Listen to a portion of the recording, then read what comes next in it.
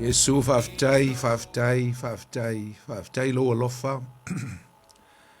Whaftai lo whamaoni lo mātou tua. Whaftai nganga pa ia le nei aso mātango fie, lau te tainga ma lau te singa iai mātou. Whaftai me umalava o mātou whaungaina, o me alofa, mau whamnianga e tele le nei aso. Io ele tua mātou te whaftai atu oe. Wa oe lava o le tua e lofa muti wale.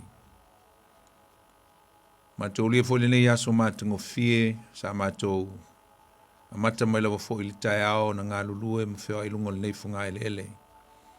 Sulu mātango fio le la, si o mātou tunu nei, ia whape foi. Le tele waenga o le lulangi o lo whape nao mawai au tangata. Whaftai le tua o mātou maua le nei teimi mātango fie. Te tae me elo mātou ola. Ai lau lava manuia ma lau file mō. O mātou mai e fo le fiafi mātou te o atu ia te oe o iei manuia whale nganga. Se e wha manuia mai mātou le nei pō. Na ala lea mātou te sanga whaftai ai lo wanga le leilo mātou tua. Me uma we whaia moi mātou o lau whanau. Mātou whaftai atu ono Yesu le whaoletanga. Mātou mawai le whamoe moi ola. Le manuia we sao nia moi mātou le ola e whavavau. Whaftai fo i le tua i awala ese ma awala mātango fia we sao nia matapinei na ala ni ala leo. Mwhai ona mausa mātou fsota inga mātou te whalonglongo i pia i la upu i lewa yaso ma lewa yaso. Ma le telefo i o au nanga masao au na i lungo le nei ala leo. Mātou te whaftai ma sanga whaftai alo wanga le lei lo saunia matapi na ina o ala ese. Maua ma saunia i nei vai teimi ma so te inga whanei o na pō. Whaingo fia i o na mamoli atu lau upu. Mātou te whaalongolongo ai lo mātou tua. Whaftai le tele o au whamnianga. Maua wala. Mwhai fōna whātau nuina le mātou Paul Klame, e le nei fiafi mātango fie. E mātou te oatu ia te oelo mātou tua. Se e alofa mai mai whaamnuia mai. Whaau mai le nei pō le mātou. Talala upu ma mātou. Whaitawina, haoina. Mātou fitufutu whae foi. Mātou te fia manuia ai lau fionga pa ia le nei pō. Mātou talo. Se e whaamnuia mai ma whaau mai lo nganga le fiafi. Vela wala upo se whaamnianga. O se vai Somalia o se vai la au e o whaolaina ai ma sui ai o mātou langona pe ai aini o mātou mawhitianga mai se o tangata pa ia le ne fiafi. Talo le tua i e whaamnuia i lau tunu o Samoa mai se lava. Mātou umo le a whalongolongo le po i lau fionga pa ia. A uma fo le mātou Paul Klame, uma le ngā luenga. E tu mau mai ai mātou le whatau waa. E tu inatu ia te oe le vi inga ma le mamalu. O le whanitanga. I e whape nao na whae ina pia oe ma wha silisiri ina pia oe me uma mātou te whaia. Nā le mātou te talo le nei e fiafi lo mātou tua. E ala atu ia Yesu ke riso lo mātou li ima lo mātou whaola. Ameni. Ya, whatalo whatu fo nei fiafi Samoa lau wha sausaunga le nei fo i pō mātango fia u tātou mafuta e fo i mātou wheloai. E le tātou Paul Klame le nei o tutu le Upega ile Loloto e peo na masani ai. Au nātou e fo i mātou tua lau tō au no poni fonti nei fiafi mātou mafuta. Fitu wha i ma whasoa le upo le tua. Ya, mai e fo i tātou whamnianga whale nganga. Ia so soani lo soifua ia ma lo nei ola. Nana whapopo atu lava i lunga o lau tāpenanga ma lau sa ili linga ma au whamnianga e te sa ili ai oe i le tua. Watu ai le upo le tua le nei po i whaima whamnianga mo i tātou uma. E ala i le o ina o le fionga le tua. Nei fiafi whatalofa atoi ma le ngang fia ma le ngang whaaloalo i le mamalu. O si o tātou atu no. Whatalofa ia wauna le tua mo tō msiofo so stovine. Whaio e mafuta ma le nei fiafi whatalofa atu ma le ngang fia. Whatalofa fo inai o tātou tu asin sina. Ta mama tina mātutua. Ia lofa pe nao na whaafonga funga mai ma tap to po mai fo ia e le fiafi ia mese fo o la o tu talo fa manuia le tua ia tu tau ia vi ia le tua ma fa ftea la o tu tua ma la o tu auna ala le tapo ia o faiva tama whanau si o tātua tunu. Pata alofa atu inisi o lo mafuta mai tonu o mauta ngase o lo whātua tolia i mai o le tino. Ele ngata fo i le tonu o mauta malawa. Alofa le tua ma soso ni atu lo na nganga. Ia wha lolo ina ma. Ese ni mafutiango ia i fo i le tino le neiva i tau ia ona o le tele fo i o mai ma wha mai ia mese o le pesi o le fulu. Ia i le wha longa le tua ia te utau. Ia foi nisi o sao ni tautonga, ia mese foi nisi fta mai en tautonga, e mauta ngase, ia lofa le tua ma fa maise atu msoso ni atu foi, ia ma ia fa atole malosi atu oe, ele nei foi vai tau, pata lofa ele, nei foi fiafi na i o tato usum tua fa fine, oro mafuta mai tonu o falpui, lofa tele atu ia atu tau, le whangaloina lau whaingaluenga le fiafi whatalofa i nisi o lo ngā lulu e le po i tono whaingaluenga lunga o tele tono mauta malawa o lo ngā lulu e aile mamalu le tonu whatalofa atu i atu tau manui e whaiva o le nei fo i fiafi stemi mai ai mfo i atu i ainga tau nu o manui a vi ia le li ia e whatalofa fo i le mamalu le tunu o lo whapenao na mafuta mai so o se tunu po whelawa se tunu o lo e mafuta mai e maisi si o tātou tunu pele o Samoa le fiafi pata lo fatu ya o le por swafo Yesu malo le ngalulu malo fo ile sa ile malo ya ile monui o le tua ya mese lava faiva o tiute ngalu ngolo fenga yai mese nai fanau ya mainga ya e fata lo fo ile nei fiafi to telefoni si lo asia si mai tono o kile nei tele o mafuanga le ngato maftanga i kale sia o no malalfanga ya o ainga pata alofa whaptua ia tu tau nei po, tu te liwot foi, a inga mnuu ma meo lo nofo ai ma wai. Whamnuia le tua ia tu tau. Pena fon fata alofa nei fiafi se tasi o mafuta mai nei po, steimi mo muole nei. Ua e whafonga mai mafuta mai ai il tatu pol. Klame le nei o tutu le upenga le loto fata alofa atu ia tu oe. El nei fiafi.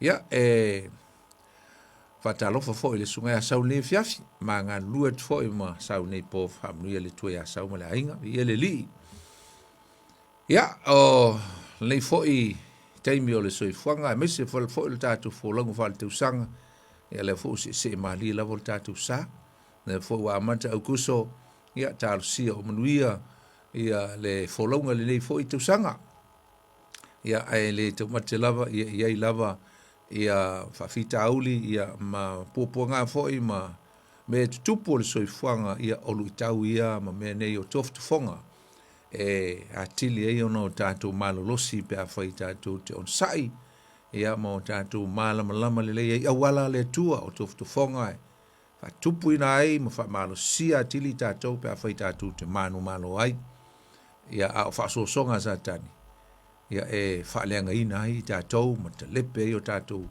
ola whaaleanganga. Ia a whai o tātou ui e whai popo ngāmani whai tā whai o soi whanga lewa i teimi, a mese lava ia o le wala au ia le tua i tono na i tātou ainga. Ia lofa le tua soso ni atu, ia ma wha maiselo na nganga e si o tātou ainga, tu sai whai ma nei vai tau o soi whanga. Ia lava le li.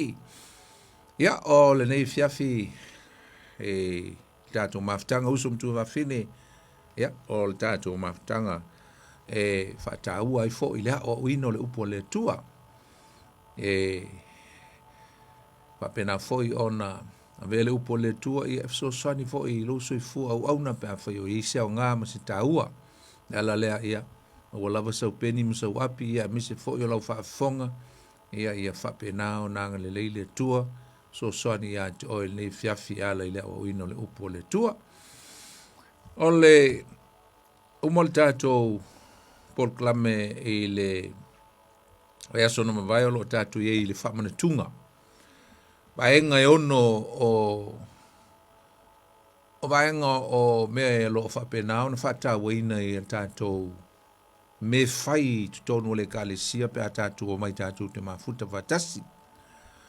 O lo o mai ai se ata mai le amatanga o le kalesia i ba foi fo mo mo nei fta e mafuta mai ai tatu pol klamel nei fa solo tatu serious i pol fa solonga o vaenga nei o le tau tonu o le kalesia ma ministries po au nanga po ngaluenga tatu te fai ai i le tua ia o le na o le lo tatu talanoa ai mai le tusi o le ngaluenga lona matau pe lua fai upe fasu ma le lua o tu lava le fasu ma le fitu na lo mau tatu mau ia la le tu fai teuina mo le tatu teimi ai tango e fai tau a lo mau ai ia tatu ngaluenga nei e ono na utaua e lima lava ngaluenga le tangata e alu e fai i le atua i tonu le kalesia lima lava ia kako ministry e tasi lava le ministry le atua e fai mai ai tatou ia e peila ono tatu talanoa e fatau ai ia vaenga e lima mua e pe ona amataina e le mataitusi e fa o le fa po le F ia tatu talanoa i le viinga ia lo whaingoina va pe o le whamanu ma viinga na lo ia le whai upe fulu ma le fitu mai walatou vivii i le atua ma whau popoina ai tangata i tono le kalesia taua tele la le viinga ma le corporate worship lo mai fatasi le whanau le atua e vivii ma tapua i usu pese ma ave le viinga e whaafitai ai i le atua na sa tatu talanoa ai tatu talo foi la le tau o le falo na lua po le faatastasia i le maftanga ia po le fa fo i le fellowship fellowship po le fellowship o le falo na lua le nasa tatu talo le tau o tele o le maftanga i tutonu o se kalesia tau o tele le nei vaenga o le maftanga o le fellowship so tai ai ia ma alu e asilo ainga e te alu e asilo tinama lutama taimi uma o mai e le sosa le na o le maftanga le na sa tatu tala no foi la e le tau o le foai ainga lona tolu falo na tolu le foai ia la desi vai nga tau o le na o la walu le lotu te alu te foai ave lau tau langa o le foai tau langa o le sfuluai ia o le peleti po le alava e fai ngoa i esi o tau maftanga la tau foai o tau langa inu ese o tau langa male tau langa o le lotu malie o se vaenga tāua le nā o lau tāpua inga i le atua o lau foai. You're giving. Mai pia o nau tāua fi fia tele isi tangata ngau ai le lotu. Ai le fi e foai. Tau. Te tau on tātu tau fai foai uma.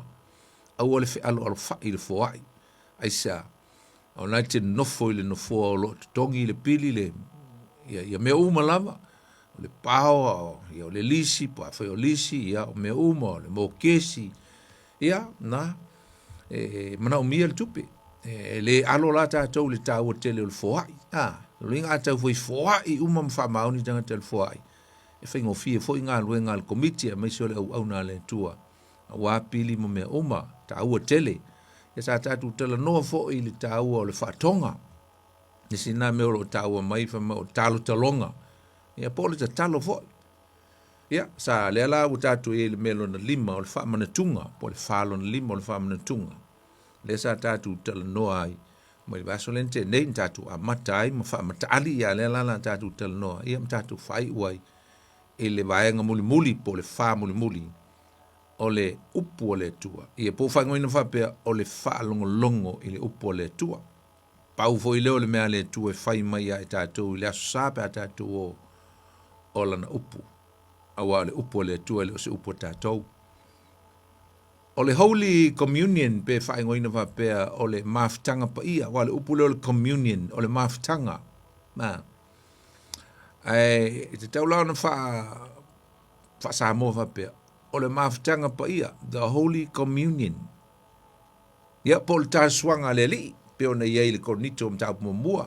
Sa len tātou whita wina raso len te nei. O le nei. Pe a poto o tau le metasi. E le whapea o tau na ia ai o tau i le tali suanga le li. Opu ala apostolo Paulo. Mai e le tau na whapea i ale me tau na whai o tau koranito lo tau mai e manatu tau mai whai tali suanga le li pe whai whamanatunga. Ai tau te ese e le o tasi o tau loto. O te le o maua le koino nia po le mawhitanga e au whatasi. Loto e tasi ma whea alufani. wa nalana na toe whamanino mai ma whataua mai e le apostolo Paulo i le momol Korinto sumaltasi le tāu te le o le whamanatunga le li. Ono le mele na tupu i tono Korinto. E o ala au mau mea ia ma lātou mea ai, wa mea e o mai ma lātou mea ai, e o mai ma mea ai o lātou ai. No mai le i tono o le ekalesia. O le whainga la o lātou mawhtanga, e o mai tu whatasi i lungo le laulau. I na whaila leo lātou vivi inga, ma whaia lātou pespesenga, ma whaile lātou uma whaile tāre suanga. O le taimi lava la, nai whai ele meal po le mea ai. E whai e mal whamanatunga. Ia al mele tupu tono le ekalesia Korinto. E o mai nei tangata matitiba.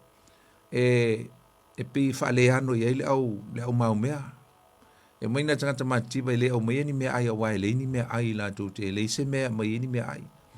Ai a mai la, e isolate pe tu ese tangata mau mea ma tangata o le maua mea. Ai whaitau a tola i ele matau pa sumaltasi o le winga le nā. Mai la apostolo Paulo pele i ento ni tau whale tau tino nofo ai mau tau ai e into ato o mai ai. Al tau o mai le mal whamanatunga tau te o mai mto mea ai e whai ele whamanatunga e le tau i le laulau o le tal swanga le li. Ai tau te o mai e wha ese le si tangata le si tangata. E le maua le whal whani ma le loto e tasi. O mai leo plefsi le Paulo. E whatau waa e a te o tau i le tal swanga le li. E tau te le lai le apostolo Paulo le me tau o le koinonia po le maftanga lea. E o mai fatasi. E ai fatasi. E whamanatu fatasi. Fia fatasi. Share fatasi. O le maftanga le na. O le maftanga le na mena o mia i tono le kalesia. Lui ngā lai tau yesi na link positive. So ta inga. O le melo na lua, o le whaatasi ma mafuta whaatasi, le umuntatu tal noai, po le maftanga. E ilon fsota inga foi i le whamantunga, po le Holy Communion, eisa. Lango le sau le communion nguinga, o se, me se le tau tele le, o le upu le communion. E mawhai ona ave i le upu le koinonia, le umuntatu tal noai le upu ele. Ai foi le si upu ele ni whatau ai le upu le o le communion. Po le maftanga. E wha o le upu e leni e wha pea le sau le upu Eucharistia le Kalesia Katoliko. Eucharistine i le upu e leni. O le winga o le upu. E maua mai e le upu le o le communion po le maftanga whaifatasi. E wha lo loto le winga o le winga tonu le upu le o le Eucharistia. O le wha pea ia a batu le whaafitai le tua, me ko le thanksgiving to God. Lo inga o le tau o le upule o le Eucharistia, o le whaafitai atu o le tangata, lea o le atalia, le tino mo le toto Yesu le whamanatunga. E whaafitai atu i le tua, i le wha o la tanga o wha o le inai o ia. E le ngata e whaafitai atu i le tua i le wha o la tanga. Ai whaafitai i le tua i mea umalava. Le sina winga tau o le whamanatunga. O le nganga o le whaafitai i le tua. Give thanks to the Lord. Thanksgiving o le winga ngā le upu peona o tau. O le Eucharistine po le Eucharistia. O le winga, give thanks to the Lord for salvation. For the life of Jesus. Mo le soifua Yesu. Lea na au mai mo i tātou. Wao se au tū mātango fie lea, e se le tāu tele. Tātou te whātau nui nā i teimi umalawa tātou te tāli sua whātasia i le whamanatunga. E whaai loa ai lea nganga lea o lea nganga whaafitai atu i a Yesu, ono mea umana i e whaia. Tātou te whaafitai whaapito i a Yesu. Ona o le maafitanga lea u whātau nui nā.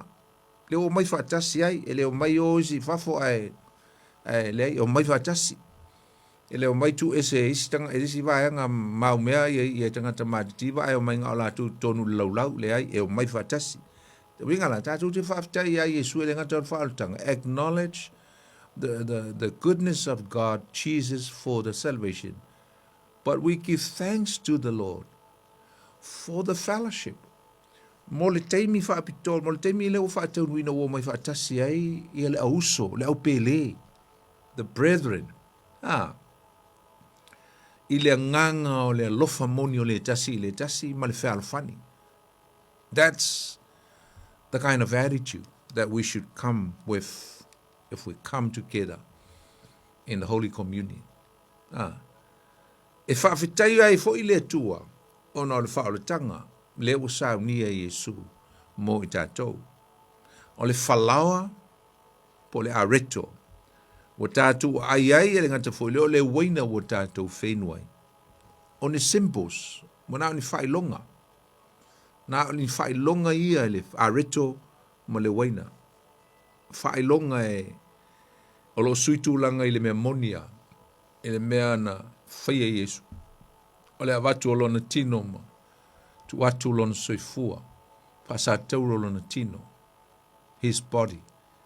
Ma lo na toto na wha malingina, mo se wha o le tanga mo I tātou. O le wha manatunga la, po le mawhitanga pa ia, the Holy Communion, o se sao ninga husum tua whawhine, tātou te whaia I neia, wha manatu ai, si mea tāua lea. E wha manatu ai, pe wha I loa I foi. It is not only to commemorate, but to demonstrate, wha I loa, to reveal, le alofa tele o le tua, I le tangata ang sala, ia I tātou. Tātou te wha manatuina ai pe wha I loa ai, le alofa tele o Yesu, o le atua ia I tātou e ala I le soifua o lo nā tali I tō tasi o Yesu I wha o le tanga. Aisa, talking about the body and the blood, tala noe le tino ma le toto, I le areto ma le waina wa whaile ma whailonga vaia. O le tātou te tala noe se soifua o se tangata. We're talking about the life of Christ. Le alofa tele leo le atua, leo wai atu ina mai ai, lona tali pele tua tasi. Mai lua lava ni vaenga tāua o lo whaonga ina le whamanatunga, o le whalawa pe ona o tāua, o le ata leo le tino Yesu, na whaasa atarina, ma le waina, o se vaenga e sui tūlanga po se vaenga o le toto Yesu, na malingi mo I tātou. Ma ni vaenga e lua, lea na whapea mai Yesu e pe ona recording e la apostolo Paulo, le momukol ni tu sumaltas, wha mai, o te tu ina atu mo o tau. Ruinga o le lofa lea o Yesu mo I tātou. Nenga ta fo lea wha mai ua wha malingina mo o tau. My blood was shed for you. Ruinga la wa mai.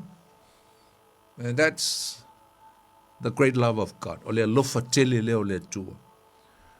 Pape nao na wha taunuina. Nai tu sia le Mateo lusu ma le ono. Whai upe lusu ma le ono e o lusu ma le iwa. Pa seka muli a Yesu mo no so le ti a fitu tolu. A tolu.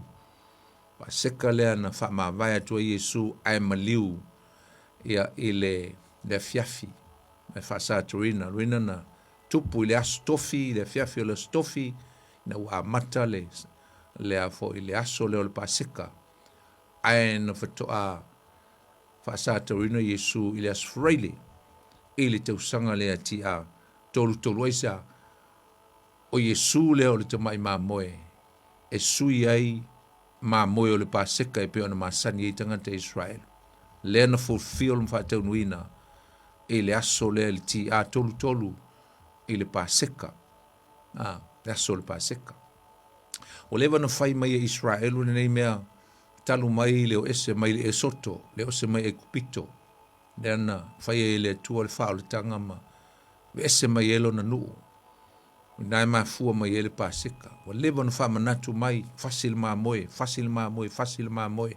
Ale fia filia. O leo whailo ai o Yesu e wha taunu ina ai e fulfill e Yesu. Fasi ngā ma moe le te leo nation e tui ma tausanga na whai mai e tangata Israel. Lo inga ele te tauna to e pese ma moe. Aisa o leo o maliu Yesu. O le a maliu Yesu i le aso so ai. E wha taunu I nai le wha moe. Mo le tangata. E matau lia foi o le vai teimi le tūlanga o le. O tūmanga wha Israelu. A iuteia.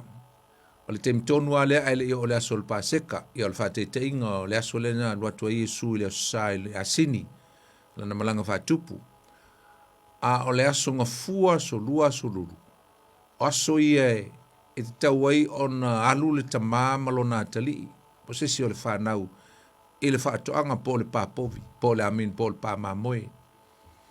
E o e su e mai ai se mamoe le lei e tā pena ai ia le paseka. Pe ao o atu i le afiafi o la stofi e fasi e le paseka.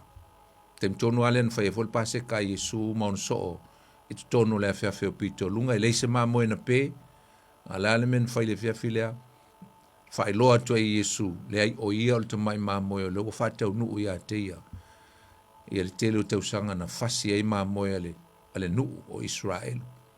E ama tau lia foila. A maua lola le manu ia ona no noa lolea.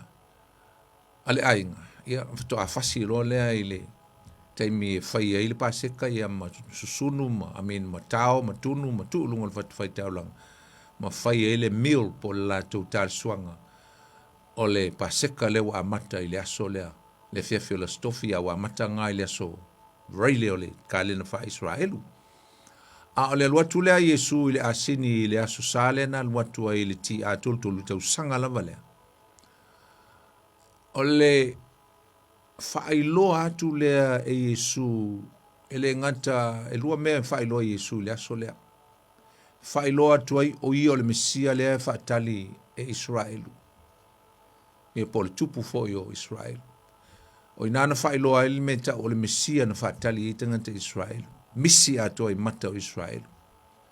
O le si foi la mena misi atoa i mata o tangata Iutai. Israel, tangata Israel. O le fiafi foi lea.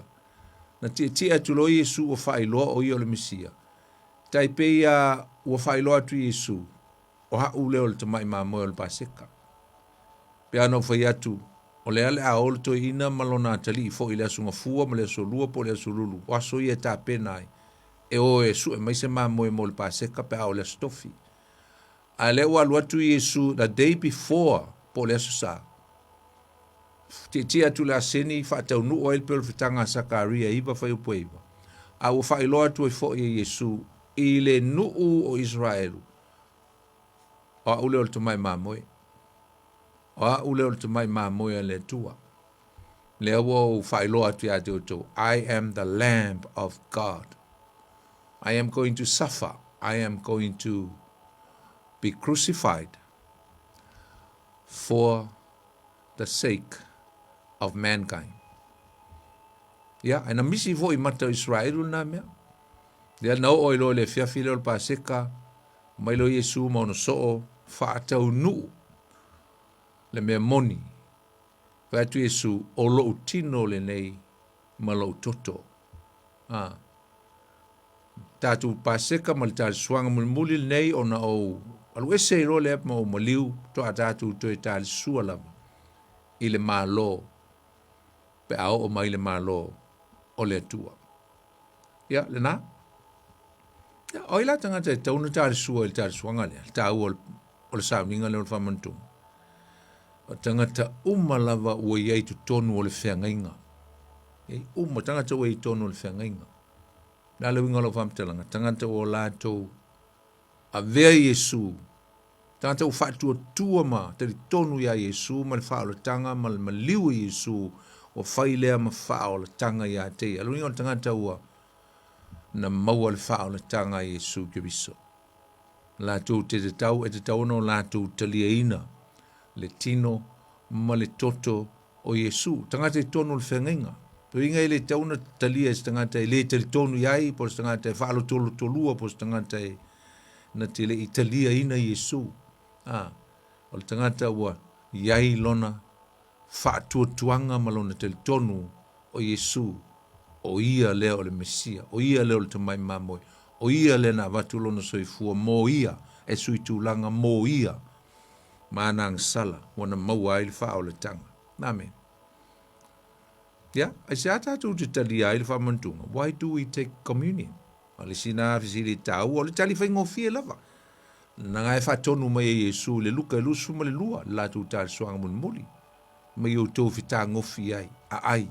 La wingo le whatonunga. It is an instruction for us so that we can partake. Mai fita ngofi ai. i o tō ai o lo tino ma lo toto le nei. Amen. Lea, o sile atu lea, lua fi te usanga talu na tupu ta suanga lea whamantunga mulimuli lea Yesua ele i maliu lea so na so ai ti atou tolu. A le utatou whaia pea. Aisa, ona o le whaatonunga Yesu.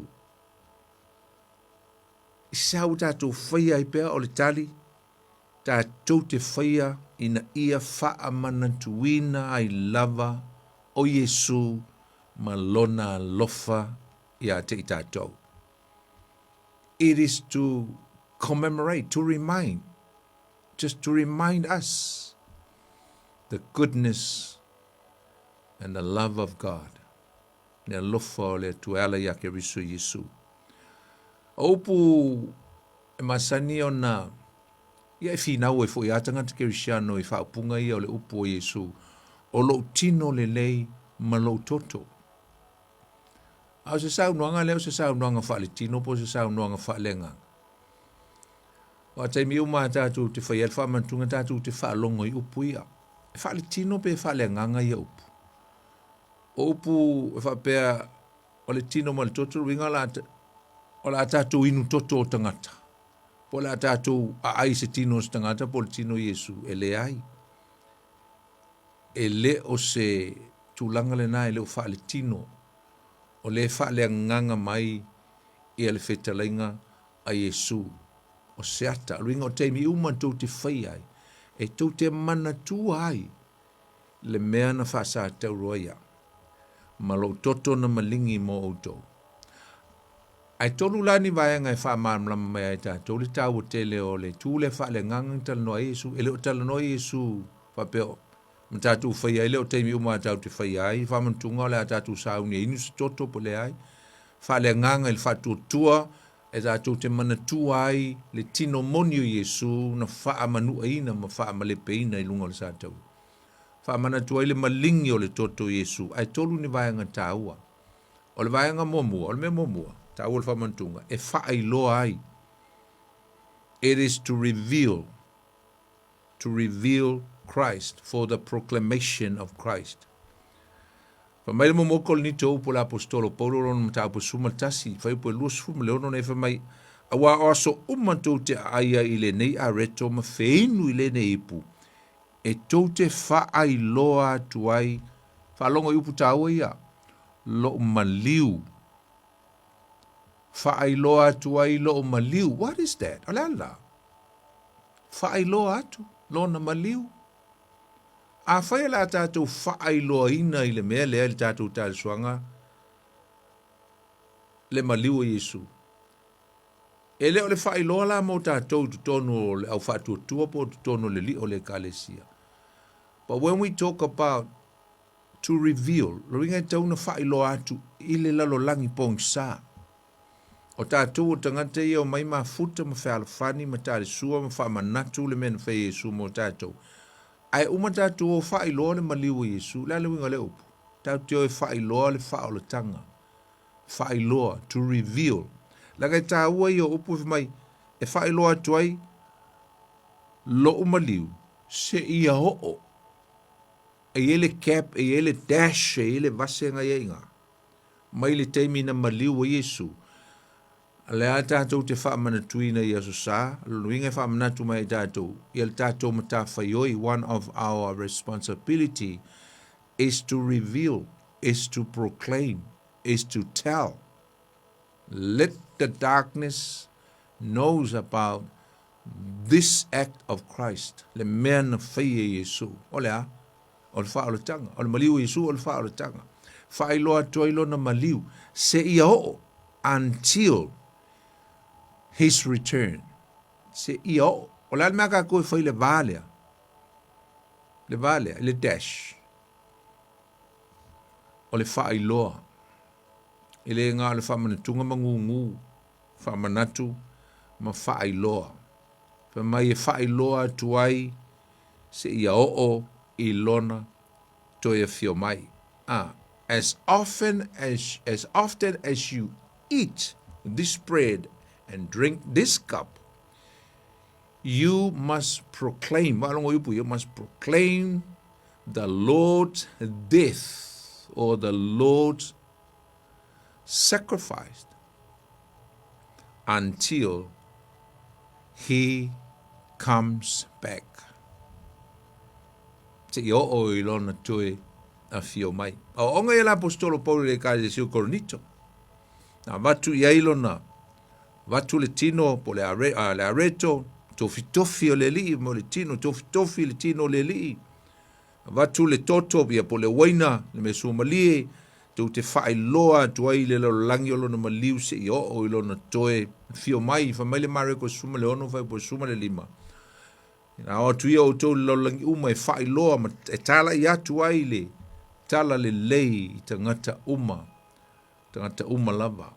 Le ale tala le lei, what is this gospel? O lona maliu, ma lona tui tu, se ia o I lona toi o fio mai. There is not only his death, his resurrection, but there is a hope. Ai ma le wha moe, o le tangata e wha tuatua ia Yesu, ile lumanai. Le nā. O le melo na lua, ta ua le whamane tunga. E whaatali a Yesu. Whamanatu mai e tātou. O le tātou te whaatali a Yesu. This is to remind us that we are waiting for the return of Jesus Christ. Mai e toi e fio mai Yesu. Ma o ia foilea. O le faa moe o le tangata faa tuatua. Shall we say, o le faa moe o le tangata lotu. Tangata faa tuatua, o le tangata kirisiano. O le upu se ia toe a fio mai o ia. O lo faa te tau foi I le toe tutu mai o le faa nau faa tuatua le atua. Po e o faa tuatua. Ia Yesu. Na o le aso tonu ai to e fio mai Yesu, o le aso leo le wha moe. It's a glorification o le aso le wha moe. O le tangata kerisiano wha tuatua ia Yesu. O le toe tūla, o se wha moe fo I lea mo I tātou uma wa vea Yesu ma li ima whaola. Le ale meo le atupu le toe tū mai o le au wha tuatua. I le aso o sitianga. O le wha moe. Le aso o sitianga e sitia I le ka le sia Yesu Keriso pe atoe fio mai. O le wha moe. Lona, se I o I lona, toe fio mai. Toe fio mai Yesu. Ai toe tutu wai, o e na wha tuatua, ma tu mau ia te ia le soifuanga nei tātou te iai. O le ala le wha moe. What is hope? Le nau tāu atuana nei. O le mea tāu o le glorification. Po le wha mamaluina. Ina ua iloa le tangata. O le wha mamaluina. O lona wha moe lea.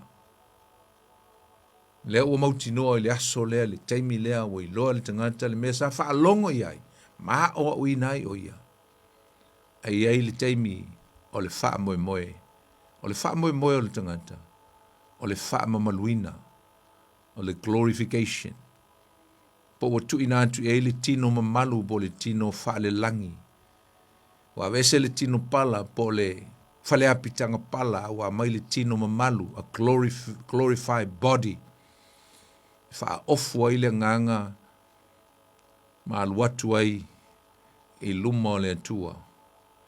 I le sitianga. E o atu whatasi ai molona li ma Yesu Keriso. I le langi e whatali ai. Le fitu tausanga. O le toe o ifo whatasi. Yesu malana upa ia. O e na sitia. Whamele mo molko nito su lima whau po e lusfu. Aole nei o toe whatuina mai Keriso na ye woti. Wa vea o ia ma wha polo, wha longo yupu ia. Wha polo, lo ingo Yesu wa o na toe tu. O e ua mamoe. O ingo tangata ia o le awhioti le teimili nei. mai lava i le teimi na toi tu a Yesu e o mai le teimi le nei e o atu lava i le teimi e toi fio mai e Yesu le sitianga o tangata na e moe po e malo lo la tu tino o la tu nganga e mapu atu i porteiso fatasi ai mai Yesu ma fatali ai le teimi e toi te i mai ai ma toi ala mai le tangata i lona fa moe moe glorify amen mer fai po lusu malvar o le fa polo polo ke riso lea ai mulmuliane o ia ke riso e toi tutu i lona toi a fio mai amen ya le na o le si mea ta o tele e fa manatu ai Yesu le melon tolu e fa manatu ai Yesu it is to commemorate Jesus to remind us e fa manatu ai tatou me uma na fai Yesu e fai ma fa manatunga remembrance of Jesus remembrance of me for me Yesu e fai puna lusu mal fale tu se mo konito e sumatas fai e fa manatu ai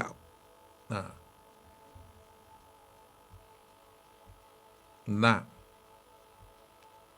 o ame manatu ai o ame tauna manatu ai Yesu me Yesu e fa manatu ai ringa o ame te tauna manatu ai Yesu te me o fa manatu e ai me se ala uli ia na la tu ta su mo Yesu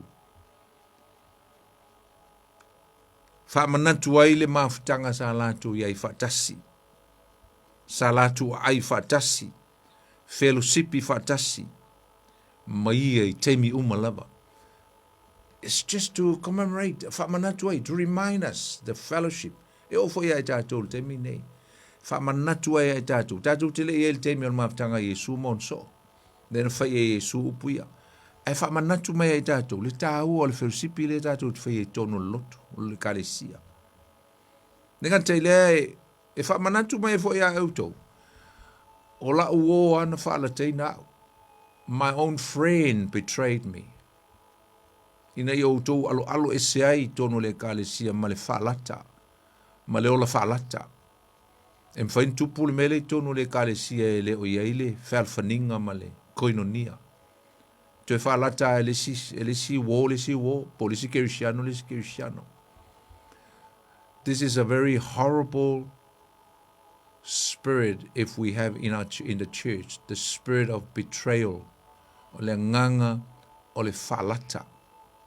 e atamai ai esel mela le loto ma Yesu fa manatu ai fo ia sa o fa fitai le tu ai me umalava na ye faya no faya fa manatu ai I always give thanks to my Father for everything that he has done things that he does for us fa pena foi tatu e fa manatu ai le nganga fa fitai le na uta o la mtanga le upo le Eucharistia le ngang whaafitai fa manatu mai tatu Yesu e whaafitai fa mai si tia ia le ipu ma whaafitai si tia ia le areto ma whaafitai the wing o le tau o le mafitanga Eucharistia le ngang whaafitai i le tua amen manatua iau sa o tu ina atu ia lo lava toto na malingi mo tau ma lo tino ne ia fa male peina fa satarina mo o tau fa manatu ai mea nai fa manatu ai ate o tau o te alofa ia ate o tau na leo no fia mea fa manatu mai au sa o fa tau ina au le sa tauro ai le aisa wanga sala ina ia maua e oe ma u le fa o le tanga ma fa sa loto ai oe ma maua ai e oe ma u le ola e fa babau fa manatu ai ya u sa o fia le tongi ola ma suia le leanga ngai i le whenging fau wa e ai nei ma o i ai nei pe a fai o ta maua le whenginga lea e fa manatu ai na o forfolei nei lea po fa to a tātou to e feinu fa tasi ma ai fa tasi i le fa manatunga po le si tār suanga pe a o mai lo o malo na tu se mare ko su fa po lusu ma lima mai te le to ai lava i le nei tār suanga se ia o mai lo malo. Wow, se le mana ia tatu to tari sua fa tasi ai mo Yesu. Ia e lona la ai i le malo o le a faia Yesu lona malo. Ma tatu ia fa tasi lungo le funga le nei. Pe a to e fio mai o ia. Ia, wala na fa manatunga. Tawa yo le fa manatunga. Yo les foi taimi. Ia pi pala ai si tanga ta inu fa manatunga ma ai fa manatunga. Ia, sa o lava langa fa mai ia mai la o ngana apostolo Paulo. Mai ia su e lava o ia te oe. Ona e tale suaila ia lea. Te loa te tonu o le fa manatunga e mo le tanga tanga sala. A wale fe tango ia i pe a fai te loa i sala mo. A fai il me foi le o le ai, ia koe foi koe fai ale mea ngai, sa foi koe ai fa mantun koe alua koe fai le mulua, sa koe ai koe alua koe fai le mulua, sa toe ai. O le mea langa ta o le fa mai. Examine yourself. So su e o ia toi. Ona e tale su ai le, fa mai o le mea na o tele na. Whioti ai mama ma il tele o tangata. Ai sa, o le ai mal fa le te tau. Ai e le se matau. Tale su e le se. A o le tangata ang sala. E tau na ai il fa mantunga ma inu pe a fai o ilo usala mo. Nei am se perfect, lei se ato to e le sala. Al tau o tatu ai ma feinu mo tatu lo. Tau na la i luma lo la fa le nganga lo la fa mama lo la fa pa ye ma sola ese. Sola ese mai me le anga ma vai vainga. O le soi fuanga. Mal tala le si tusi no foi tau ese tasi o tangata Cristiano va pe. A fai na fa sa mo va pe. If you think that you're not qualified for the Holy Communion, then you're not qualified for heaven as well. Famai a fai te lo ele tala fea ngai ona e tali le fa manatunga. Pe te fefe pe, lono e ke le qualify foi. Pe le tala fea ngai foi oe. Malelangi po le ola e fa vau. So it depends la. Wai le taunga ai tangata ele iesa na fea ngai ngama ke risu. Apa ele malam lama na te loa. Al tangata ele waila na fea ngai ngama. Malama lama le lei. Ele ta ua tele o le tal sua o le tangata. Ua Samoa to toa ma vea o le tangata o le e kalesia Yesu. Ina ua fatu o tua matalia Yesu. Ia, oisi a fo e kalesia e strict kai me whapea. Ta leo ta ole upulea ekalesia msalo isi ekalesia ia whaapitoa tangata te o tangata ua wha ekalesia ina po tangata ua wha tangaina o na ai a pauia o tangata e tārisua ai ru te tonunga wanse te talia ai ia Yesu malana o onga malana whaolitanga malmena i whaia moe o oe o le tangata ua tāla whiangai o na e tārisua e fa manatu o tua ia to e me umaia na o tau ana nei tatu se atu le tatu fa mulmuli o le upo le tua pe fa wingaino fa pe fa tau fa pe fa longo i le upo le tu o le upo le tu tau no fa longo ye o le upo le tu tau no fa tau mo fa longo ye le tangata te tau na launga mo fa tau ai le tangata pau foi leo le mea e tatu teo expect tatu teo e fatali po le ale mea na af le afeta lai mai ele atua i le aso sa ma le aso sa po le aso lulu po a umala maso tatu teo ai e fola ma o le upo le atua we go with expectation of what God is going to speak to you and to me na le mea le asau noa mai ele atua le lana upo ta ua tele le upu i tonu o le kalesia. E sea mai lau fai tau tu spaia ma lau su e le fale. Le alu lea e le au na le tua o lau ta pena ma su e se me ai fale nganga mo oe i le asu sa. E se le ta ua. Ai sea, e tupu lo fa tutua i lo walu e te fa longo le upo le tua. Pe opo Paulo le salamu a le Roma e se fulu vai po a sfumalfitu. E tupu le fa tua i le tau longo. Po le fa longo fo i le upo le tua. Faith comes from hearing the word of God. whaalongo i le upo le atua. Taua ia. Whaalu le teimi taua, le teimi au ngana, te alu i le wharsa, te alu i te whaalongo le upo le atua. E lima au me te alu e whai. Ai tasi ale mea, mea ngai, ai loa le tangata le taua o le mea le atua, leo le alu e whai mai mo e. Lo inga e whao so fia ilo fia alu le aso saa, fia alu le lotu, te le mana e misi. Te le mana e misi.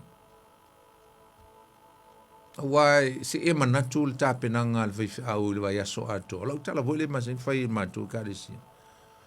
A u tapena ina le launga mo o le vai aso ato a e le sau. Ona o se mafuanga e matu wa i le tala whiangai. Talo whai. Talo whai lau whaifi au le saa ili ma le. Su eino le upo le tu. Ai matua i mea noa ia o e ma ele amana ia ma ele pole le upo le tua. E le tala mana ia lava lo il tu se luka mta pu se fulu tolu valu e o ai le fai unga. O le tala ia Maria ma Marita. Nai fai mai ele le tala mai ua. La tu Yesu a fea tu se tasio ainga ia le sa fai tawina fa mai o la tu o na fea ne le o ia ile tasi ai. O le tasi va fine ngo ia Marita ua Natalia o ia i lona fale, talia e Marita Yesu lona fale. Lona uso foi ingo ia Maria, ia po tua whawhine ia o la salo. Wa nofo o ia i lalo i tafa o vai o Yesu, whaalongo. Ma whaalongo i le upu, ma whaalongo i ana whetalainga. A ua ti ngā Marita, i le fatu ainga, po le mea lai bivesi mai, ma pisi mai tua o le i le umkuka. Wa tu mai, ma whai mai, leli e, e te le manatu mai ea. Ina ua tuu mai e lo uso ia teau e sauni to atasi. Ia lea, ia le fatu ainga. Po le kuka. Ia efe tala ia ne ia te ia. Efe so soani mai ia teau. A ua tali atu Yesu o whape atu ia te ia. Maretai. Ua e popole ma ua pupulo loto i mea tele. A o le whalongo i upuia e se le tau o upuia. Pau pe whalua. A o le mea lava e tasi. E ao ina ia maua. O le upu. Aua nei mai maua le upu. Pe mai ua fili ai fo i Maria. I lea mea le lei. O le sau e whaalongo. E le ave e seina i a teia. Wow. E se le tau o tele.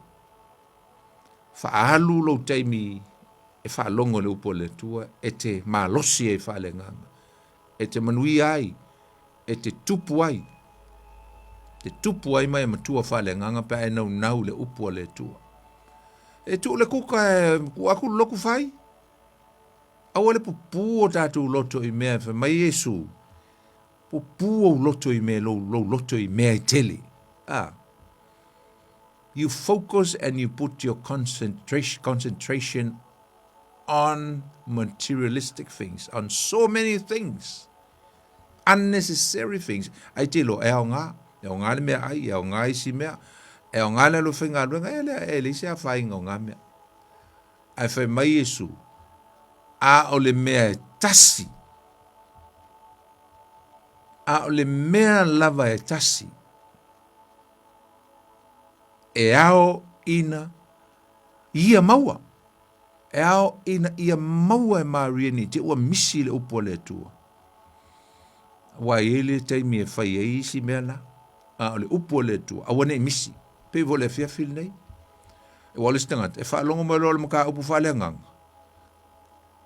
Ia halu loi lunga o le YouTube isi mea whaasale mausau. Alu lole su ese road show i mea lai whai mai Samoa e maka ai. Ku le upo le tua. Alu le ke whai kala i lea mea. Pisi mea e lea o ngā. Whaalona lua whaalong tolu. Ai tuu le upu. E ola mamanuia ai leo langa whaale nganga. E maua ai lo manuia whaale nganga. Amen. Na. Elis tala mana ia o le tala fetala Yesu le luka lo mtau po sumal fitu. Na lo Yesu tala lo ye na e fa tau le ma Yesu o aso nei, po le aso le li. Me fa tu se Yesu e aso noa, ma so lota. Fa alu ai tele lo la tu temi me ya pa tau nge feitau. Fa alu lo la tu temi ile ai feinu fa avanga ia po le fai o le tolua ma ne ia me au nga uma ele se me le anga nei mea fa tau mai fa tau watu to atinae mai o aso noa na fai e tangata ia meana a ua lefie fa longo ile launga noa lefie fa longo. They ignore the proclamation of the word of God, but they occupy their times with other things. Ai, yo le sianga vai nga le ngale le alu le stanga te lut o le ai. O le ingu, ia po alava ko nga me ingu. Faiava, o le faiava fa avanga. Fa tau watu, fa tau mai. Fa tau ia nga la ve mal tala ya lota. Pisi tangata i mea leolanga le nei upupu i loto a tia i le upo le tua, tia i tuspa i el fale, tia i le launga lana whaifi au sauni al vaso atoa. A ese le mea pupu i el mafo fau. Tau pos fulman fitu lona whai upo i.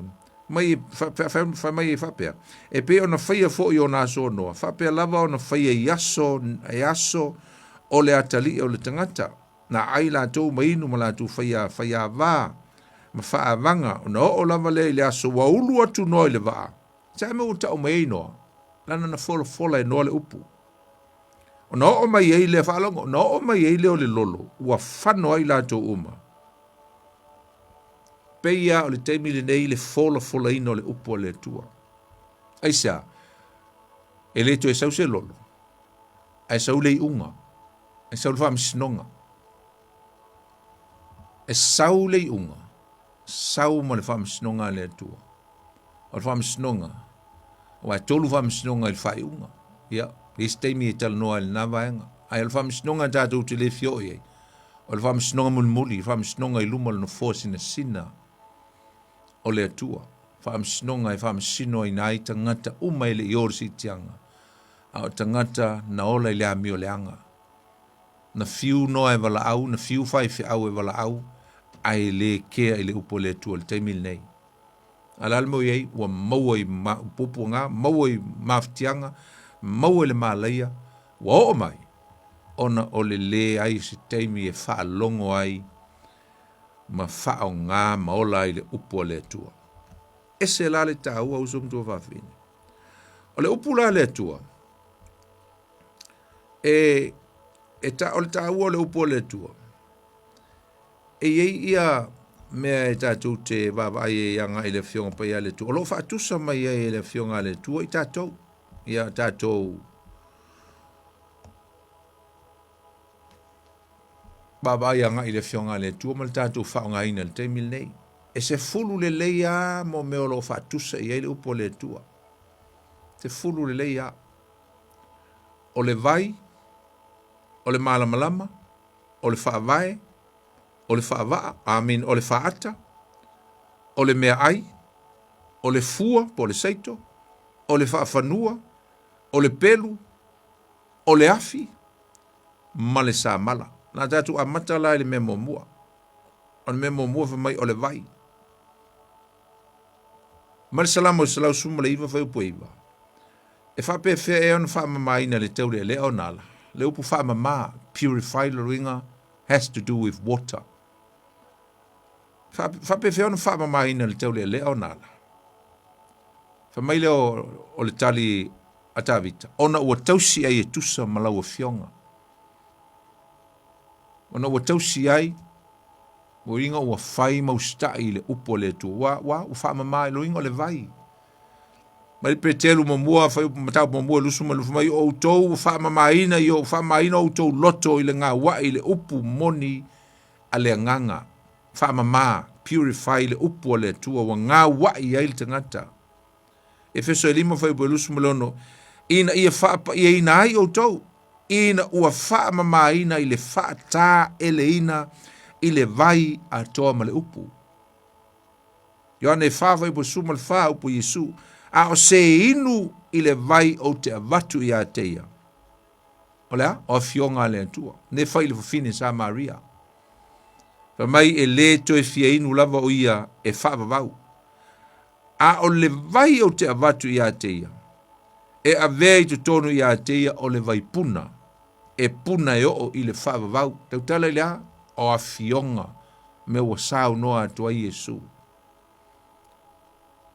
Salamo mua, lo iu whape amu ia le tangata e le savali e filifilinga e a mioleanga.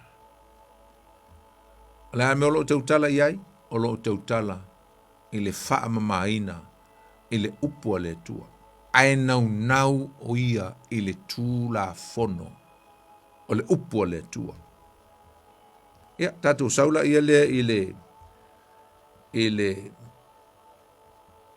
le melo na lua, o le malamalama, o le fionga le tua, o le malamalama i susulu mai o tātou wala pongsa.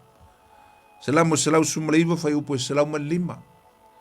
O lau o fionga o le sulu i o vai, ma le malamalama i o wala.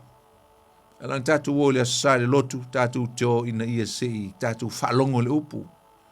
Whaasusulu ai o tātou wala, whaamalamalama ai o tātou wala i le vai aso a toa le ala, tātou o ai le ngasu o le lalulangi. Mau ngā le upu o le tua. Whaatau te ono whai po lusu ma le tolu, a wā o le polo a inga, po le upu, o le sulu lea. Ma le upu e ao o atu, e malamalama lea, e shine, e malamalama, e bright. Mai o a inga fo'i, e ao o ina ai, o le ala, o le ola lea. Na, o le upu o le tua, o le malamalama, it's a light. O le upu foi le tua, uso mtua mafini. O le papa whaavai, it's a foundation. Whaavai ai o tātou o langa whaale nganga le upu o le tua. Le ai whaataua mai e Yesu i ana sau noanga le matei e fitu fai po lusu mal wha. E o lusu mal fitu. Fa mai o le nei ai se whaalongo i au upu. Whaalongo i au upu. Nei mawhai. O te whaatu saina o ia i le tangata poto. Ua na whaialo na whale i lunga o le papa. O na tō mai leo wanga, ua o mai fo i tāwhenga, wangi mai fo i le matangi, o pesi mai lea whale, ai le i pa u lava ia, awa ua whaavaina i lunga o le papa. Ele o tautala Yesu i a te ia o ia o le papa. Yes, tātou lo Yesu o le papa. A o lo refer, bo, Jesus refer the solid rock, or the rock, to his word. Ia na upu, o le whaalongo, i la upu, mawhai. E whaatusa la le tangata lea ua na whaia le upu, ua whaalongo le upu. O le tangata poto ua nofo mawhailo na whale i lunga le upu leo whaalongo iai. Tō mai lo leo wanga, a lae mausali ai sea, a lae mau ia o onga Yesu.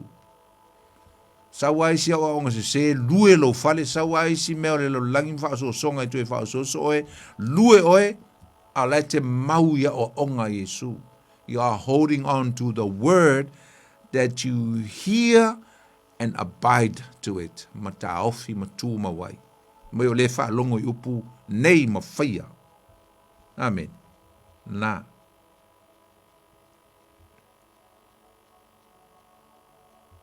O le upu foi e le atua. O le whaata. This word is a mirror. O le whaata. Tilolo e tonu o le tusi le matanga whaitau. E te iloa tuai oe tu tonu o le mele o e whaitau ina. You can see yourself. O te iloa tuai au. Lae whai mai le tusi au.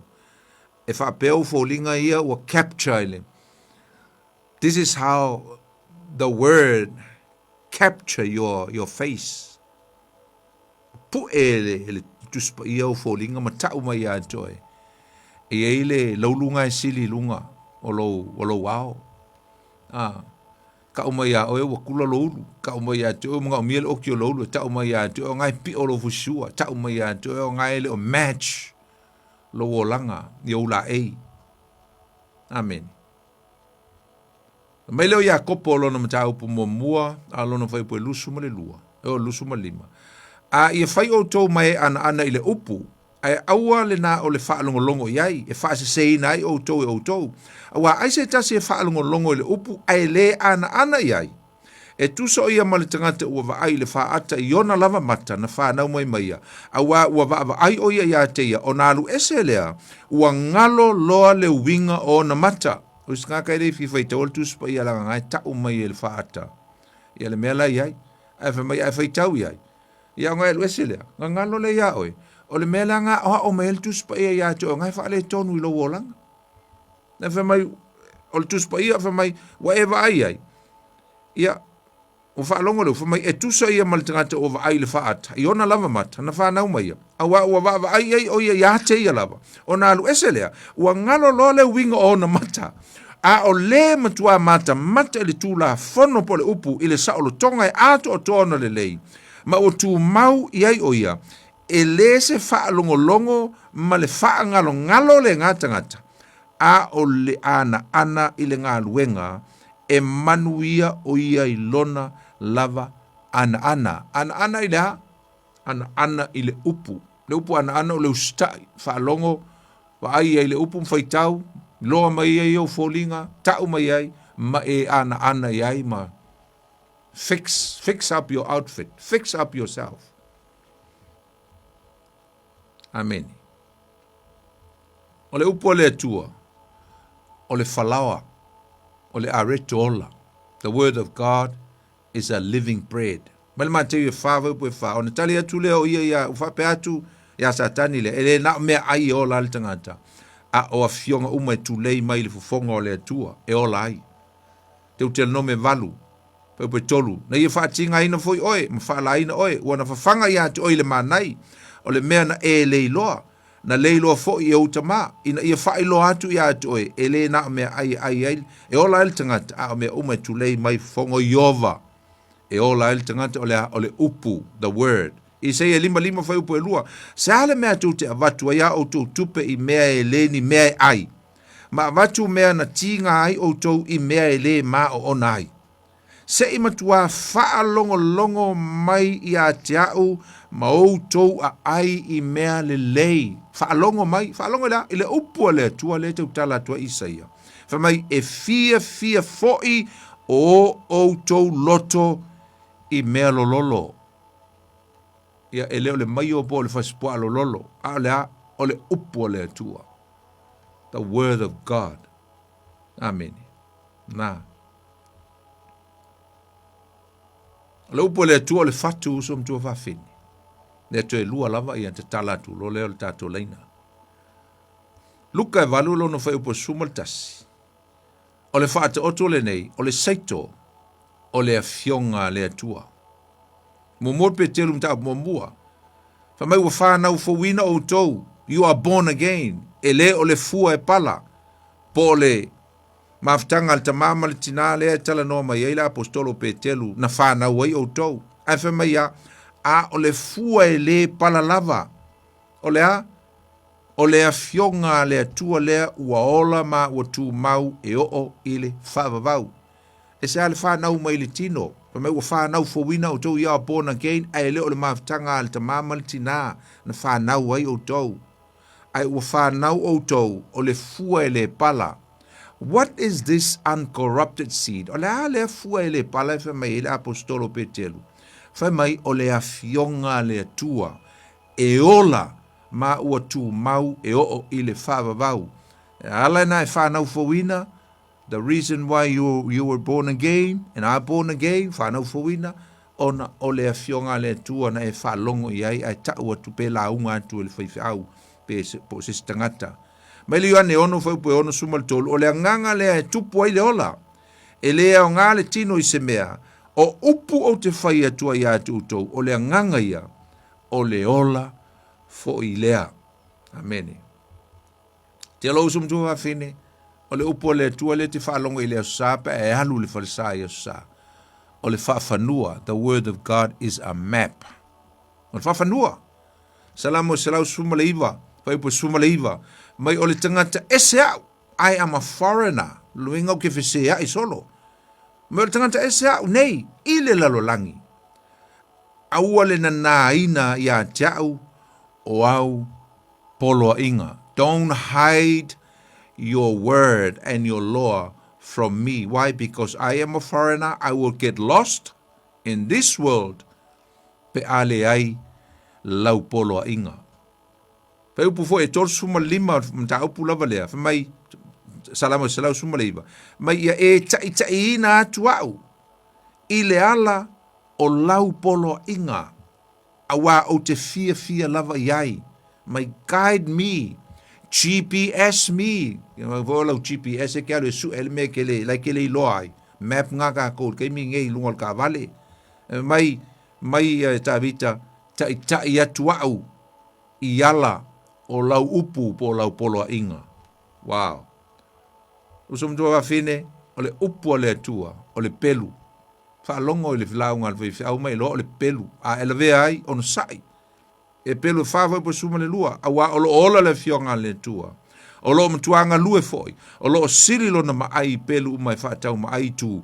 O lo vai na foi o lava i le vai e seina o le loto ma le nganga. Ngau ngā tino foi ma ano oiwi. O lo wha masino foi i manatu ma filifilinga o le loto. The word of God is a sword. Can cut right through in the marrow of our bones. In our flesh. I leo tautala la i le tino lea. I le tautala i le loloto o tātou filfilinga. Tātou manatu. Ma me manuia ai tātou. Te alolopo le tua le afi. The word of God is a fire. Yeremia lua tolu whaipo lua iwa. E le pei o le afi e ala upu. Te nome tolu whaipo lua. Na fio mai ova mai sinai. Na fio a e foi o ia i se ira ia te o te la tou. Na pupula mai o ia mai le maunga parana. Na ia fio mai foi ma le aupa ia e mano mai lona ao tau matau. Le afi o le tū la fono mo i la tou. The sword of fire of the law of God. O le upu o le tua. Ma le mea muli uso mtua whawhine. O le upu o le tua. Se sa mala i o tātou o langa maa. The word of God is a hammer. Whao ngā le whaifi au. E hema i o langa whaingatā, ma le whaingatā, mwhalung ta tāo le ka le sia. Ma le ire mia lusu ma toru whaipo lusu ma le iwa. E le pei o le afi e ala upu. O lo whetalai mai e iova. E le pei o le sa mala foi e tu i mo i nai. Le papa, le papa. O tātou loto. Maa. Ia, talatu tātou leina. Le aua, to e sumal whāta tātou minute. Ia, te alo whai o e fo inale. Vaenga lea, o le tātou mta upu wha solo mai, tātou tala noa i le tā ua tele o ministry. O le upu o le tua. Nā, ia, leu sau tātou walau, tālofa le tātou walau mumua, tālofa. Tālofa atu la sunga poni. No fantonina e tōri tina, malo lava le soi fua maua. Ia malo, fui wha malo si tātou por kalame nei tula le fiafi i ele tua. Kase mana ia fui por kalame nei tula le fiafi. Ia leli. E moni ai fo mai pea fionga le tua i le aso apa. Tai. Ama lola, ama tamai le paseka o mai le whamamtunga. Ia le ufai ule upu le tua. Ia lava le tua poni malo lava whaftai tele mole. Whaamala maino le fionga le tua. E fia lava e whalongolongo atu malango lau por kalame. Una olfia. Malamala matili a fionga le atua. Langona i le anganga whaftai no le atua. Ia lo whangia le atua. Sang fua i pia le mau tele lau sunga whaftai. Tai. Awala wal ni po kalame mana. Ia lo whalongolongo atu pia iai. Ia i vai astaita. Staita i nai fo i whiau mga aluenga o whianga iai. Lea vai aso ma lea vai aso. Ai manuia tele lava ngaluenga poni. Alo fatu mo oe male ainga ia manuia fo ngaluenga nei po. Tele lava tu tina. Pa ftai Antoni nei lo lang mai pa ftai fu wala mai le fiafi. Pa manuia le tua ia tu male ainga. Alo fatu. Ia fatu. So fu ia mo nei temi. Ya, na molta tu mano pa fia wala mai so finangalo, mai puisa ofisili ia mai puisa fa popo. El tato mta upul nei fiafi. Ya mena yono tatu teo le lotu I lo lava I lo amal te tonu no faile kare sia momoa. Ya, pa talo fatu le tatu rau. Talofa. Alofa leau. Alo le soifua manguia lau. Sunga fa fenga fonti. Ya, talofa lava ya te loso vane swafa. Ya, mkaukia makang ofia. Dei se kala ngat bawan me sa fa im fa ngolongo mai ku me umolo e fa mkala mai fa mal mai winga lo loko. Kele o fionga le kuolo. O mai ku spaia. Tai. Wa pe ya ka fai ka o kwal ku spaia ya pe ya fo le ngal fai ka wa fa solo akom. I va nga wo ingi me ku kupungo ka ko manga ku le ingi foi upu ka ke. Fai cha ka fa upu mo ka kala ye. Yele. Ai ke manga hole ka kala ise me mer ku spaia la ke mala malama ye fonki. Mana ya. Ai de nga ufa longo mo ka kala ai ke de o mala malama ye. Yo. On mele mo le ko ile nga fa ke de fonki la songa. Tai. Ile. Le bo fa I urka ko me e kasi de kaufa. Kauleong. Ia ma ka o fiole. Lau fa mala manga mai o fiongo pa ia de ko ile me. Tai la. Yo le nga fa kai fa maro ko lango inga per por kalame. I yafi o so fu ka kasi. Yele. Yo le ma ko kalo ya lo fongere ko. Ya fo I per de mau la o fiongo pe ngo fo ya. Ya. Ya fo I de mau ale ko ila o. Tai la. Tunga fa penga. A lo inga yo mangako. A wale fol flainga fionga pa ya de ko. Mong ya nganga fia im fia ingu. Ia fionga pa ia lo kako ko a ia lo fangele ko. Fo ai manguia le ferkua. Mango faro. Ia mai se o ngaruanga pa ko kariu. Leu ko ide ainga ia fa lao pe o la. Tai la. Pui o ma le o Yesu. La ngalofa. Io kalo le mal fa. Se upula ngi ko inga ngi fia fa mu kele de ko la songa fonki. Era ba totoma. Fa tai la balong mai to le au. Fa mu ia foi le tua. To fe la le va yaso. Ele lava. Eso foi mo le temi. Ya, fa se fo. Ya, va talo volta tu lau. Talofa. Talofa malo se foi la sunga pon le fo ia fia fi. Talofa va. Ya. Fa mal mole o il swafa. Senia. Talofa senia. Ya, sa no mai.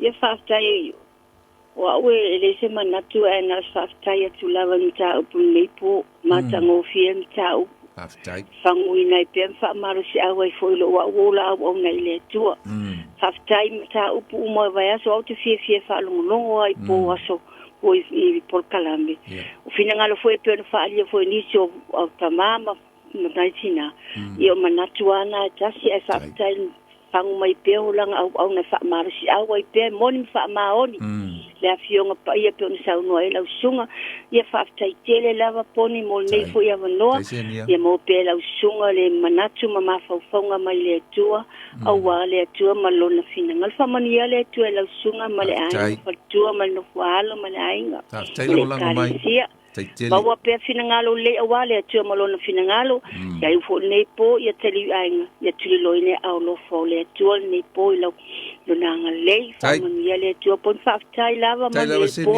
fa tai lo lango mai ya tortina tai mai nei po tu te mai ya le atu fa so tu fe vai leva yaso fa so fu ya mo le temi fa so fu ya le atu mini talofa talofa tatu la talofa oh boni oi talofa check malo o mai ngai tornaki ya baru luar po monga ya mau kalpo kalande eleli ya poni faso nyati eleli mo ya le ya o kaho mai fa mangkua iya Holy communion Holy communion, yeah. Yeah. Here, para o mal toto ia e o me ia le aku fa mga kuai masinga ikasi ya te vai ma ko kalisia ia amakango masinga ia ko ile ale ma ia lo fa makalkalanga mai de ile maka upure ale e pe esa lo i lo fa soponi polea ale me pas me sili on ka o le up le poleli e o ka kofo ka su ya e pe ngale ko ka ya pa fa ma ku ha le fa le umba ai de su e mo fai ka ma sai di e fio po ya de pe me ka wanga e la ko ya ai pe ka ya o me monga ye e ka ko ra ko spo ya asa mo ba ka ka nga ai so belo go ngale pa vai ko e fa ngi fu mo vai ka mon ai ki ro ke ko ni ko ia ko ku ra pura ya moni la ba e o me monga ya ko ni ma ngai faso ma lo fa ma lo si puni ni ya o fio foi poia de de se me e sa idi ya e ngai voi faso mai dunga ni fio e foi ni se lo fa lo yo se o ka ore mo ka ku me ka ke bolo ko nga va ka ele ko yichu ya tai ai lang mai che me ya mo lo nga va kai puni ya lo fongia le mo ya e o fa nga ku faso vo ya mama ko vo markinga mo ko ke ya kai ko nga ya tai ko se vo o pun tu fele va ya so ai mo via foi o male ai ngai na torna ya okay ai mo le fiafi ya fase fu che pa atalo fatalo fatat volau talo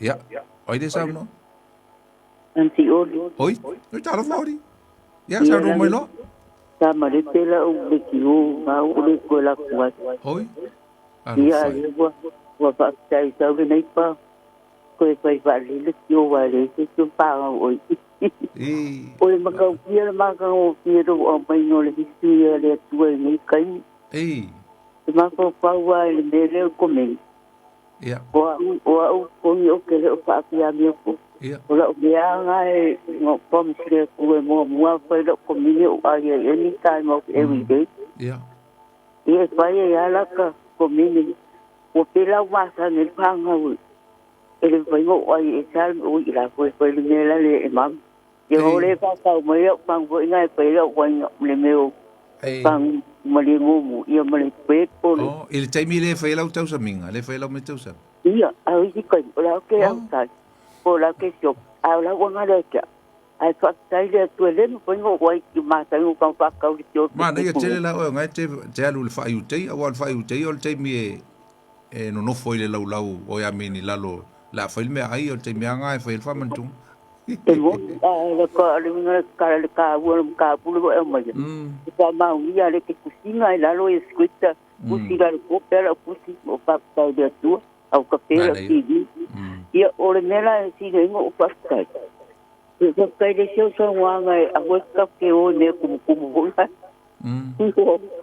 o pio ke go e go pu ka se o pre de la pa le mo ko piar ai o ba ta ga u le go pa pe o si kai ni ka pa o ele ya te sa de ya o ko ba ku lo yesu o le ba be pe o le ko ke le si pa ai pa ya la ko min anytime okay ma san ko e le monia o ki sa ai pa i kai wa ka le lu ala ke le ya yo ba kai le tu la o le ska ka pe lo i lo promise e mo la ba put you first before I take anything even my communion ba pe go la ya sa ngai ki mo ba me ma liu se kam ele me to pe le me se me pa o mai se o ngare ki mu ya ka chal ko ka ba dai le tu le o ma ngai yo lo ka pu le mai la ngai ka o mai ka o ma le mo ngai me le lo ele pa pe le lo pu le pi se de ti pe a o le pe lai o voi kere bueno o sa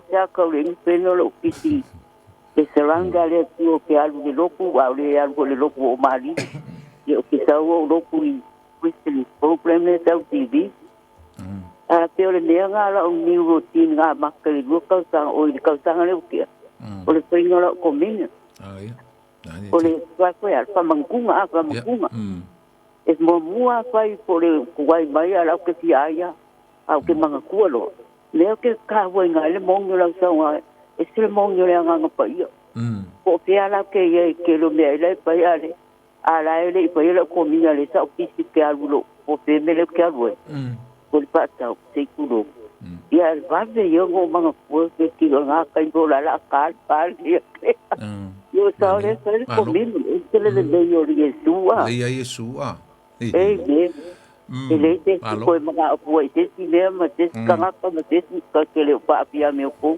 a ka ke mga o le ro ko Yesu e te pa mau te vo va mang Yesu ka pa nga o la ko na ko pe ko nge o pili e va ka ko le ro ko pa ka ko pa ia pray every day i va ngre o Australia pa te ga ko va ngre nge alo ya o sia o to aftai to ko la mi kai mi ala ka va ko ma o se sia so ia pa mang ia le tu le ia la tunga pa se au poni ma le ka ku si le tu ia ia familia tu le tu ia tina ia pa tai lava tu foi leva ia so oli ia wale la pa le lo malikyo ia na vai fate tel next door ngai ki o male pelo le kio se wa ko le dio la ko ka vale pa pero lo ko wa mai bole ba no ya le ko wo le ka sta bo a ka mo mau ya le ya da tu te vai mi familia le tua te tina toi foi ya le lava so pai so fu se fu ya e lo fa ya oli tato por cramele fiafi finangalo pe on falia ya fa ma luot foi inicio lo fieta foi mai po tom foi mai al tato temi e fa mo ya le tato fe lo le vai as fovo ia fa wa tatum taupu fo la to no mai fa wa we pel tato ma tanga la tato fa u se talo le tua fa ta tele la ma ulunga pelo vi inga ma ia pa tu mau ia to ele mamalu ma le silsili ese aftai lo upu aftai le avano ma tango fie tu fa to e foi lo fionga le fiafi wa o ina ma to fa mo lo ngang pa ia so so ni mai fa mam la matili fa mo salima fa mo tuina lo upu yo ma tu loto fa ni yo tangata Samoa malava ma to manatua le nei taimi si o ma to tunu Samoa fianga iai ma tapen penanga ma saunu ninga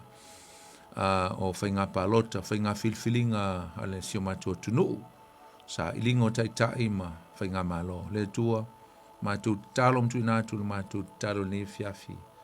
Se alofangia ma silsila o fonga. Le tua o iei nei taimi si o matua tunu. Ia o lou lava ao e tusi ao i le o le a taitaina ia ma taitai o le ala tu tau veina le si o matua malo Samoa. Ka mnui e taitai o lo i nei taimi. Ia le ngata fo ilea ia o lautala le lei ma au na ma so se kalesia o lo launga ina ma folfoleina la upu le tala le lei si o mātua tunu le ngata fo ilea pu le ngā li ma whaipule tono ala la whanga te tasi ia i pelo file mu i nei taimi au ia i si o mātua tunu i sa ilinga o whainga malo te ia si o mātua tunu ia i o manuia ia whaataunuina me umalava le manuia ia oe talo famnia mai nei po me se la fo il fo ya tu la finga luenga ma tu wa tu lunga wala tau si male le ina ma tu a lofa ma tu e fe lo fo i stay mi le va ya so pe ali le ola malos na le ma tu talo nei fiafi ia vi ia lava o i sulo ma tu li malo ma tu fa olo ma tu te talo tu ai amen ya ol tato por clamela le fiafi tato ta upu va tu ia tau ne yanga leile tuam sang famnuia ya to ala na upu el fam moe ya la tatu to fe lo fo il vas fo te mi masani il tatu por clame pion masen yai amon le temi la auto ona le poni fonti tatu to fe lo ile va ya so fu mai manuia god bless